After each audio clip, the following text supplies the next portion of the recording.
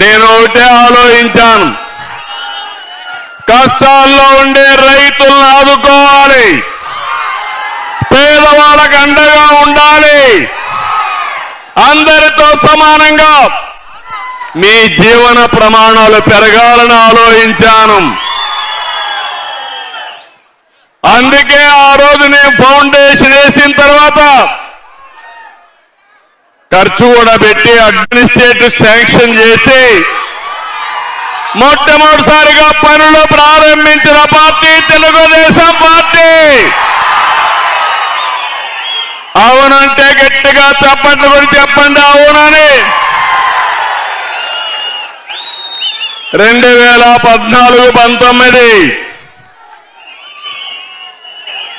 పనులన్నీ పడకేశాయి.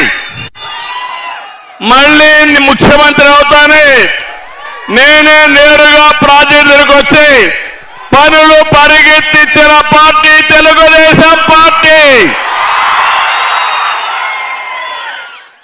19-24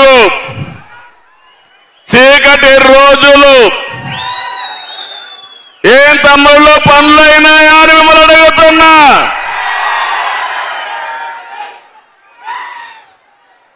మీరందరూ ఆలోచించుకోవాల్సిన అవసరం ఉంది. ఆ రోజు మీరు ఒక్కసారి చూస్తే ఆనాటి ముఖ్యమంత్రి దీనివల్ల 4,35,000 ఎకరాలు సాగుకొస్తుంది.